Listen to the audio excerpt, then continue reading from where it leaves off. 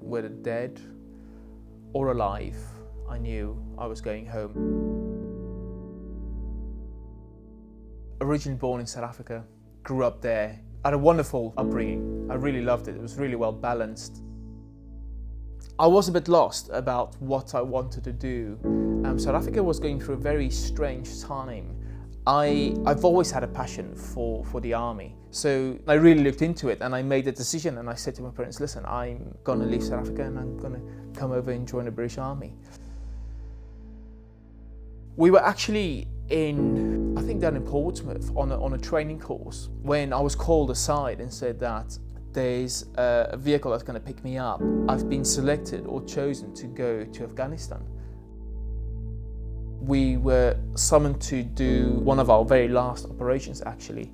We operate in the middle of the night for the element of surprise. I was assisting a sniper. It was a very successful operation. We did what we needed to do and we're now at the point where we were going to leave and get the helicopters to pick us back up. About half an hour in, 40 minutes into the walk, when we spotted some movement on the high ground.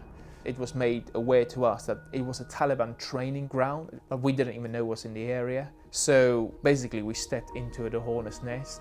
2 RPGs was fired from our left side. The first came over our heads and exploded in the distance, and the second one was fired low, ricocheting and bouncing off the ground. And in the side of my night vision goggles, I can just see this red glow heading towards me, and the sound of this rocket just getting louder and louder and louder.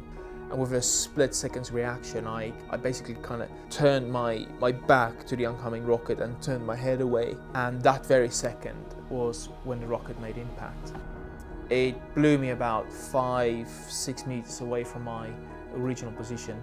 I woke up quite dazed and confused, not knowing what exactly just happened. I can hear the guy still in the background firing, and all that's going through my mind is that I needed to get back into this firefight. It was when I was struggling and trying to sit back up and to hold my rifle in the correct firing position when my rifle just fell to the ground and I didn't know why. And it's when I was looking down that I realized that I've lost my left arm.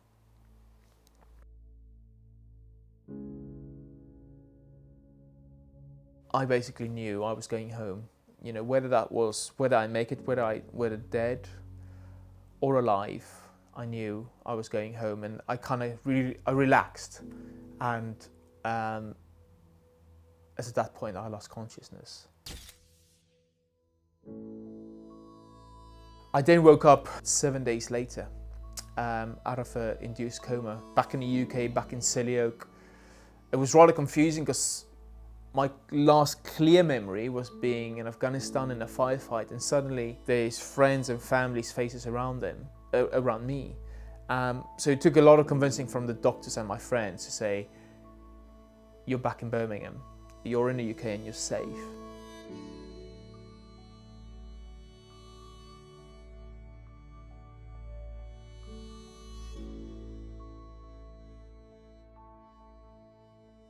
I remember that night losing my arm, but what I didn't know is all the other injuries I sustained. I've lost my left arm, just above the elbow. I had a collapsed left lung. I had shrapnel wounds to my left side, which punctured my internal organs, which led to having a colostomy for a number of months. I've lost 1/3 of muscle and tissue to my left upper thigh.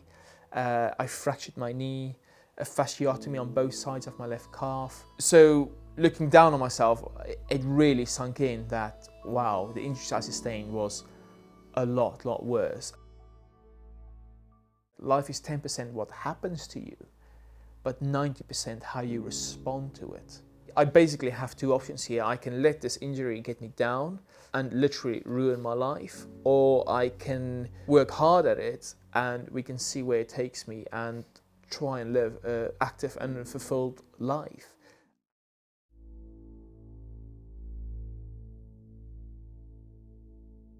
Today we're just back on the track. I've spent quite a big block of my training the last couple of weeks on the road, so it was just really good being back on the track, back on the boards and on the fixed gear as well. It's quite a different feeling through the legs.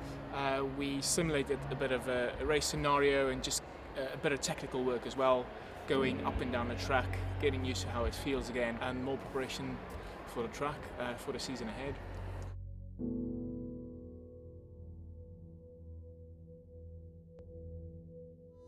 To be able to push yourself into the red, into a place where you're deeply uncomfortable and everything running through your mind is that you just want to give up and stop and get off the bike. You need that in various other challenges as well. So I think across the board, it's still how far can you push your mind? How deep are you willing to go?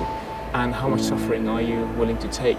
Cycling is definitely one where you can probably do that a little bit longer, probably a little bit deeper.